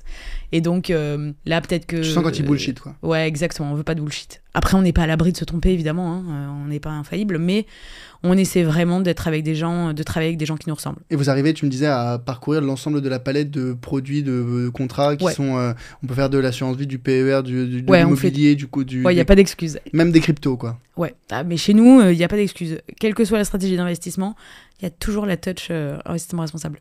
On essaie de trouver de l'impact partout. À quel point tes clients sont OK, et je sais pas comment est-ce que toi tu formules la chose, à peut-être potentiellement faire une croix ou rogner un petit peu sur la performance au détriment de l'impact? Eh ben, en fait, nos clients, quand ils nous sollicitent, en fait, ils savent déjà comment on est positionné, donc très souvent, les clients sont OK avec ça. On n'a même pas besoin de le dire, et puis d'ailleurs, on n'a pas d'investissement, tu vois, qui décroche totalement par rapport à un investissement traditionnel. Il n'y a pas de performance où tu te dis il va falloir faire une croix sur 5 points parce que voilà. C'est pas le cas. Franchement, aujourd'hui, tous les portefeuilles de nos clients font de la performance. Et quoi qu'il en soit, c'est vrai qu'ils ont un mindset qui permet déjà d'accepter en fait que... C'est presque un petit peu au second plan. Qu'il y ait de la performance, c'est bien et c'est important. Ouais, c'est important, mais c'est sur le même plan en fait, l'impact. C'est le même plan. Ouais, exactement. Ok, donc c'est pour toi. Et si tu leur poses la question, je sais pas si tu leur poses la question, est-ce que vous êtes prêt à rogner, vous seriez prêt à rogner une partie de la performance pour l'impact? Je leur pose pas la question, mais je pense que si je leur posais la question, je pense que la majorité me dirait oui, je suis OK de perdre, enfin en tout cas de renoncer à 1 ou 2% sur l'investissement par rapport à quelque chose de traditionnel, du moment que je sais que ça va financer des bonnes choses. Sur la partie marché financier, coté ou non coté, ça me paraît relativement clair. Tu sélectionnes des entreprises qui agissent, qui sont vertueuses ou pas. Sur la partie immobilier et sur la partie crypto, commençons par l'immobilier. Comment est-ce que tu sélectionnes? C'est quoi? C'est des partenaires, c'est des produits, c'est des projets? Par exemple, sur l'immobilier collectif, sur de la SCPI, effectivement, on va travailler avec des sociétés d'investissement qui sont labellisées et qui vont vraiment réaliser des travaux pour améliorer la performance énergétique ou qui vont améliorer l'accessibilité sociale aussi. Tu vois, par exemple, Iroko, ils font des études de walkabilité, tu vois, de savoir un peu, en fait, si tu es à proximité, à pied, du lieu, soit du bureau. Et donc, en fait, tout ça permet aussi d'optimiser l'aménagement du territoire. Okay. Parce que ça n'a pas de sens, en fait, d'avoir un bureau et de devoir prendre la bagnole pendant 20 minutes. Donc, je trouve que, tu vois, c'est du bon sens. C'est bien, en fait, de financer de l'immobilier, de se dire, on va essayer déjà de décarboner en mettant en place des panneaux solaires sur les centres commerciaux, ce genre de choses.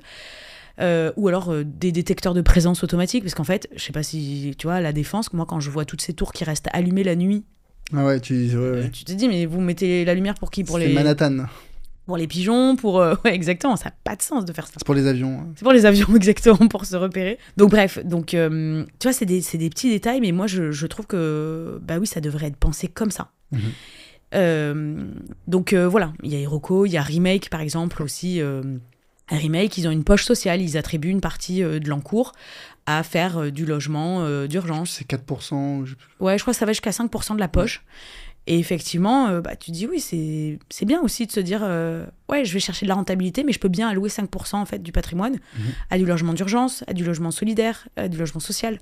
Ça a de l'utilité. Ah oui, c'est ça, j'avais souvenir, j'avais lu leur bulletin trimestriel où ils disaient il y avait une partie de l'encours qui était dédiée à du logement social qui, lui, n'avait pas un objectif de performance. Exactement. Et de rendement, quoi. Ouais, et tant mieux en fait. Et pour autant, et ça les empêchait pas de faire de servir plus de 6% de performance, quoi. Ouais, plus de 7, ouais, même. Donc c'est...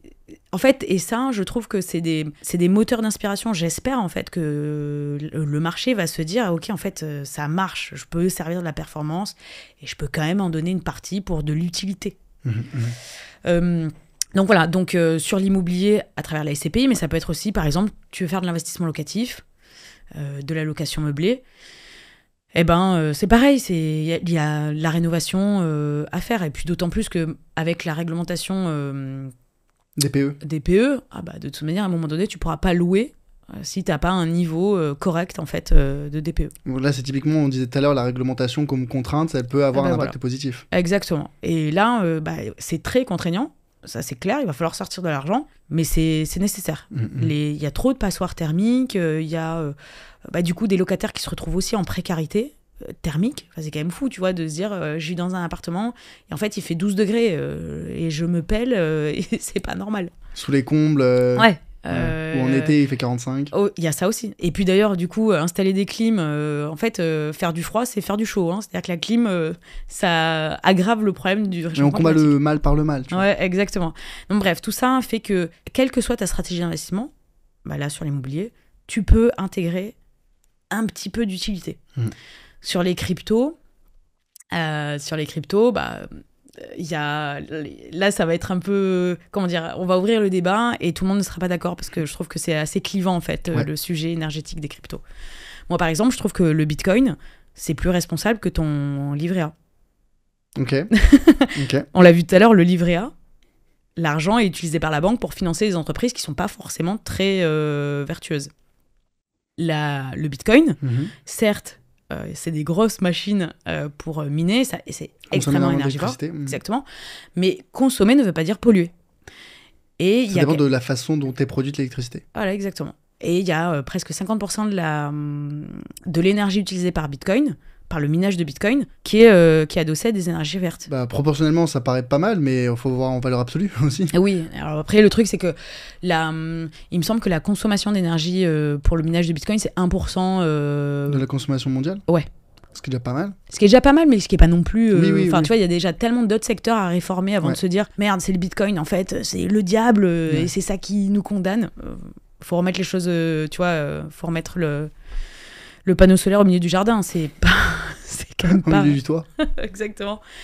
Donc, mais tu vois, moi, je trouve que Bitcoin, c'est aussi un accélérateur d'énergie renouvelable parce que les mineurs ont une logique d'économie et donc d'écologie. C'est-à-dire qu'ils vont aller chercher de l'énergie qui est la moins coûteuse et qui est la plus stable. Donc demain, si on a des sources d'énergie qui sont plus responsables et moins coûteuses, va être plus on va avoir cette démarche d'aller déployer, exactement. Et d'aller déployer des énergies vertes. Il n'y a pas de raison en fait que ce système-là ira vers ces solutions. Et après, si tu veux, tu peux aussi comparer en fait l'industrie bancaire, la pollution générée par l'industrie bancaire, versus Bitcoin. En fait, l'infrastructure bancaire, les transactions, les lieux physiques, les bureaux, ce genre de choses, les distributeurs, c'est pareil, en fait, si tu veux, tu mets ça en comparaison avec Bitcoin. Donc c'est d'une pierre deux coups, en fait. Investir dans le Bitcoin, ceci n'est pas un conseil d'investissement, mais non, pas du tout, c'est à la fois inciter la création de générateurs d'énergie renouvelable pour que ce soit moins coûteux et plus responsable. Et en même temps, c'est dire merde aux institutions bancaires qui, elles, par contre, on le sait, ont un impact néfaste. Ouais, et puis après, tu as aussi le volet social. Bitcoin, par exemple. Nous, en France, on a tous un compte courant. La bancarisation. Ouais. Voilà, exactement. Et on ne s'imagine pas qu'il y ait dans le reste du monde des gens qui n'ont pas accès à des services bancaires. C'est quand même dramatique, parce qu'en fait, quand tu n'as pas accès à des services bancaires, donc tu n'as pas de compte courant, tu n'existes pas, tu ne peux pas payer de facture. Et donc, tu ne peux pas te loger. Et donc, en fait, ça laisse... le problème de bancarisation, ça laisse, je crois, c'est 2 milliards de personnes dans le monde dans la précarité, en fait, parce que tu peux pas payer de facture d'électricité, de facture d'eau, tu peux pas payer un loyer, en fait t'as pas d'identité financière. Et donc il y a aussi ce volet social, d'utilité sociale, qui fait que comme tu t'affranchis des institutions bancaires, potentiellement Bitcoin c'est aussi une réponse à un des objectifs de développement durable, la justice sociale. Mais bon, à nouveau c'est un sujet qui peut être très débattu et très clivant. Je sais qu'il y a des gens qui vont pas partager cet avis. Moi, je pense que il peut y avoir beaucoup d'écueils dans les cryptos, mais je pense aussi que ça peut être une réponse à beaucoup de choses aussi. Est-ce que Satoshi Nakamoto est écolo ? Je pense... Non, je n'en sais rien. Si tu nous écoutes, il faut nous donner les réponses. Non, mais par contre, il avait depuis l'origine, il a eu un esprit, innovant, d'affranchissement. Et d'ailleurs, c'est suite à la crise 2008, en fait, où il s'est dit, mais il y a un vrai bordel dans les institutions, en fait. Tout est interconnecté. C'est la volonté d'émancipation des intermédiaires traditionnels. Exactement. Qui n'a fait que s'accentuer ces dernières années, dernières décennies. Avec la mondialisation, avec la digitalisation, c'est devenu vraiment une usine à gaz. Donc je trouve que l'intention est vraiment louable de se dire on va responsabiliser tout le monde. Donc, et essayer d'éliminer les intermédiaires. Moi, je vous invite à lire le livre blanc de Bitcoin, qui est pas si long que ça, qui est vraiment assez accessible et qui a donné beaucoup d'explications sur les origines et les objectifs de Bitcoin. Ouais. Pour un investisseur particulier qui démarre, qui débute, il se dit bon, ok, super, là j'ai écouté Maël et Charles Elias, ça fait 1 heure et demie que je les écoute, c'est bien beau tout ça. Moi, j'ai pas trop d'investissement encore, j'ai un livret A, j'aimerais bien l'investir, mais je sais pas quoi en faire. Par où on commence? Bon, je dirais peut-être que l'investissement le plus accessible et le plus... qui est un peu la colonne vertébrale de son patrimoine, c'est l'assurance vie. Mais... Et je fais quoi avec? Je mets quoi dedans? J'ouvre quelle assurance vie? En fait, il faut savoir quel est ton profil de risque et donc... quel est le rendement que tu souhaites obtenir qui te paraît satisfaisant avec un niveau de risque qui te paraît acceptable. Il faut te questionner, est-ce que cet argent, tu en as besoin dans les 3 prochaines années? Si oui, tu le laisses sur ton livret A. Si c'est pas le cas et que tu as vraiment plusieurs années devant toi pour laisser cet argent fructifier, alors banco. Ce qui est bien avec l'assurance vie, c'est que c'est liquide. Si tu as besoin de retirer, il n'y a pas de contrainte, tu peux retirer. Il y a juste de la fiscalité au moment du retrait. Mais il faut arrêter de se dire que quand tu ouvres une assurance vie, t'es bloqué pendant 8 ans. C'est pas vrai. On peut sortir de l'argent. Et d'ailleurs, il faut utiliser l'argent quand on a des projets. Voilà, c'est comme quand on a une épargne de précaution. Ça sert à rien de se dire « Ah ben non, j'y touche pas, c'est de l'épargne de précaution. » Bah oui, mais quand on a besoin, il faut y toucher. Mais tout ça pour dire que je pense que l'assurance vie, c'est peut-être le placement le plus facile, le plus accessible. Et après, qu'est-ce que je mets dedans? Moi, je pensais que tu allais commencer par dire justement, c'est définir ses objectifs. Définir ses objectifs, oui. Tu en as parlé de l'horizon d'investissement et il ne faut pas hésiter à avoir plusieurs objectifs, donc plusieurs horizons d'investissement. Tu as dit 3 ans, 5 ans, 8 ans, etc. Ouais. Si jamais tu as besoin de retirer le capital parce que tu vas acheter, je sais pas, ta RP dans 3 ans, bah oui, tu peux laisser sur tes livrets. Éventuellement, bon, le fonds euro, tu dis que c'était pas top au niveau impact, mais en tout cas, au moins le capital est garanti. Le truc, c'est que le fonds euro, en plus, ça rémunère. Enfin, on va voir là les rendements. 3%, ça va être même pas. Bon, à ce moment-là, c'est sûr que ton livret A, ton LDD rémunère aussi 3%. C'est une priorité. Et encore là, ils vont passer au 1er janvier 2025, je crois que ça va passer à 2,6. Ouais, ça va baisser. Mais oui, le fonds euro, c'est vrai que quand tu as besoin de sécuriser une enveloppe ou que tu as un horizon court ou que tu as un profil sécuritaire du fonds euro, mais tu as quand même des assureurs de moins en moins qui donnent l'accès à du fonds euro. Ou en tout cas qui demandent un minimum d'unités de compte à côté, donc des fonds d'investissement. Si tu as une appétence pour l'immobilier, on peut mettre de la SCPI ou de la SCI dans l'assurance vie. Ouais. Là encore, je crois que les acteurs en ligne de gestion pilotée qu'on a cités tout à l'heure, pour l'instant, il n'y a pas beaucoup de choix. Ouais. Pas beaucoup de choix. Je crois que Goodvest va commencer à intégrer... Des SCPI ? Ouais, des fonds... je me demande d'ailleurs, des fonds SCPI durables. Ils font pas de l'infrastructure verte aussi déjà? Ils ont une poche private equity. Ouais, avec Eiffel, je crois, avec oui, Eiffel. Ouais. Et donc c'est de l'infra, ouais. Donc quand on sait pas trop quoi mettre, je pense qu'il faut de toute manière se tourner vers de la gestion pilotée, avec des acteurs comme ça, qui vont, eux, faire une sélection en fonction de ton profil et en fonction des thématiques.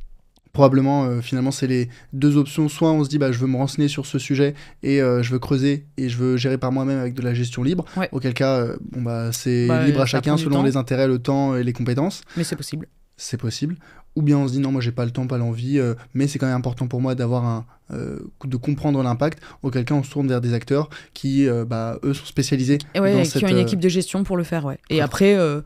si on a vraiment envie d'avoir un gestionnaire, voilà, la crèmerie est là aussi, mais il y a déjà de très très bonnes choses à faire, je trouve, sur des solutions en ligne, ouais. Et qui coûtent moins cher qu'un gestionnaire de patrimoine, parce que évidemment, moi le conseil et le suivi du patrimoine de mes clients, ça leur coûte plus cher que s'ils le faisaient déjà eux par eux-mêmes ou s'ils allaient sur des solutions pilotées. La dernière question que je voudrais te poser, Maëlle, c'est quel est le conseil que tu voudrais donner à la Maëlle d'il y a 5 ans ? Le conseil... j'aurais pas dû attendre. Parfois, je me dis, j'aurais dû me lancer plus tôt, en fait. Mais je pense qu'on a tous eu cette phase un peu d'illégitimité, de se dire, ouais, mais pourquoi je me mettrais à conseiller des gens ? Et en fait, au final, 5 ans après, c'est exactement là où je devais être et où je m'épanouis. Donc, peut-être que j'aurais dû, en fait, claquer la porte plus tôt du salariat. Ouais. Et en même temps, ça a été des expériences très enrichissantes, douloureuses, mais enrichissantes. Donc, mine de rien, c'est peut-être aussi ce qui a alimenté un peu mon feu sacré pour me mettre à mon compte et pour me donner du courage. Mais ouais, je pense que le conseil, ça serait d'oser. Ouais, j'aurais peut-être dû oser plus tôt. Mais je pense qu'il y avait un timing, en vrai. Tout vient tellement à qui c'est attendre. Exactement. Et puis je pense que les 4 dernières années aussi, avec le Covid, etc., a pas mal permis de repenser aussi notre façon de travailler. Et peut-être que si je m'y étais mise plus tôt, tu vois, j'aurais pas eu aussi, en fait, toute cette facilité à parler aux clients avec les réseaux sociaux. Ouais, tout à fait. Parce que il y a 5 ans, moi, quand j'ai créé mon compte Instagram, il n'y avait pas beaucoup de monde qui passait sur le compte, mais parce qu'en fait, je pense que c'était pas encore dans la pratique, en fait. Moins dans les usages. Ouais, d'aller chercher de l'info. Sur Instagram. À l'époque, Instagram, on n'y allait que pour se divertir, tu vois. Ouais. Et LinkedIn, on l'utilisait que pour envoyer des CV. Ouais, complètement, pour trouver un emploi. Un emploi, voilà. Et alors qu'aujourd'hui, c'est devenu vraiment des vrais supports de travail, de prospection. Donc, non, finalement, le timing était bon, en vrai. Donc, si jamais il y a la petite Maëlle ou la plus jeune Maëlle qui nous écoute, c'est... Ça aurait été peut-être d'y aller plus franchement, plus tôt. Et ne pas attendre, parce que dans tous les cas, c'est le bon moment, c'est quand on en a l'envie. Quand on le sent, ouais. En fait, on est au bon endroit parce qu'on l'a décidé. C'est ce que... Tu vois ? Je pense que c'est... Quand tu l'as décidé, t'es au bon endroit. En fait, honnêtement, t'es à la place que t'es aujourd'hui parce que grâce aux décisions que t'as prises il y a 2 ans, 5 ans... Ouais. Ouais, exactement. Donc, mais c'est pas facile, hein, l'entrepreneuriat, c'est pas facile. Hein. Parce que très souvent, notre métier, je pense qu'il est un peu vu comme un métier de notaire ou d'expert comptable. Ouais. Et il y a beaucoup de gens qui le font comme ça, tu vois, en mode petite étude, etc. Mais quand t'as une ambition vraiment d'aller toucher plus de personnes, de faire vraiment de la démocratisation sur la pédagogie financière, etc., t'es vraiment dans une logique, je trouve, d'entrepreneur, hein. Complètement. Si jamais c'était si simple, tout le monde le ferait. Ouais. Donc c'est bien. Tu le disais, il y a ton compte Instagram. Pour ceux qui sont intéressés par ce que tu fais, qui voudraient peut-être se renseigner, que ce soit sur la crèmerie ou toi à titre plus individuel, comment on fait pour te retrouver, te contacter et te suivre ? Donc, mon compte Instagram, Maëlle Caravaca. J'ai aussi une newsletter qui est un peu mon billet d'humeur. Bon, franchement, pour être honnête, ça fait quelques mois que j'y ai pas écrit parce que... Février, Maëlle. Oh là là, tu me mets face à la réalité. Ouais, ça fait très longtemps, mais parce qu'entre-temps, du coup, je suis devenue maman, donc j'ai eu d'autres priorités. Je me suis arrêtée, j'ai vraiment profité de mon congé mat. Mais j'ai une newsletter qui est très punchy. Qui s'appelle Hello Friday. Donc, et je vais m'y remettre d'ici la fin de l'année. Il y a la newsletter de Gaëlle aussi, Épinard, qui est hyper enrichissante. Il y a LinkedIn, voilà, et puis il y a le site internet, lacrèmerie.co. On va retrouver aussi Gaëlle, du coup. Exactement, évidemment, mon acolyte. Qu'on salue, super. Ouais. Dernière question que je veux te poser, Maëlle, et que je pose à tous mes invités, c'était est-ce que tu as une suggestion pour un futur invité sur le podcast ? Ah, que tu pourrais interviewer ? Ouais. Alors, qui c'est que tu pourrais interviewer ? Alors, mais du coup, dans l'environnement, dans l'univers d'investissement... N'importe qui pourrait être à ta place, avec qui je pourrais avoir une discussion sympa. Mais il y a plein de gens sympas. Pense à tous ceux que tu vas pas citer là. Je me dis, à qui j'ai envie de rendre service ? Il y a plein de gens très cool. Est-ce que du coup, t'as reçu... est-ce que tu as reçu du coup les personnes de Goodvest ? Non. Pas encore, non. Goodvest, très très cool. Il pourrait y avoir Joseph, du coup, qui a fondé... c'est ça ? Ouais, exactement, qui a fondé Goodvest. Tu peux avoir ça tombe bien parce qu'il sponsorise le prochain épisode. Décidément, il va être content. Non, mais voilà, sinon tu peux... Oh, tiens, attends, si je sais... Il y a un nouvel acteur sur le PEA le compte titre. Et ça, je sais que les gens ont du mal à savoir quoi mettre ou comment gérer le PEA le compte titre. Ouais. C'est Chloé in the Sky. Je connais pas du tout. Ouais, c'est un nouvel acteur. Et en plus... C'est quoi? C'est un acteur institutionnel ou c'est quoi? Ils ont un mandat de gestion pour... PEA et compte titre. Ouais, exactement, pour en gérer... gestion pilotée, du coup. Ouais, en fait, ils sélectionnent... c'est eux qui gèrent, en fait, qui sélectionnent les titres et les fonds. C'est rare, du PEA en gestion pilotée. C'est pas facile. Ouais, Chloé in the Sky, Eric. Chloé in the Sky, ok. Ah ouais. Ok, je connais pas du tout. Et en plus, eux, ils ont la spécificité de le faire avec un biais investissement responsable. Toujours. Ah bah, tu vois, donc les chiens... Après, je pense à paroisse. Exactement. T'as bien raison. C'est sûr que moi, dans mon écosystème, j'ai beaucoup de gens qui font de l'investissement responsable. Et c'est un très bel écosystème. Merci Maëlle. Eh ben, merci à toi Charlie, c'était très sympa. Eh ben, c'était une discussion très très agréable et on n'est pas à l'abri de faire un deuxième épisode, un de ces quatre. Avec plaisir. Salut, à bientôt. À bientôt.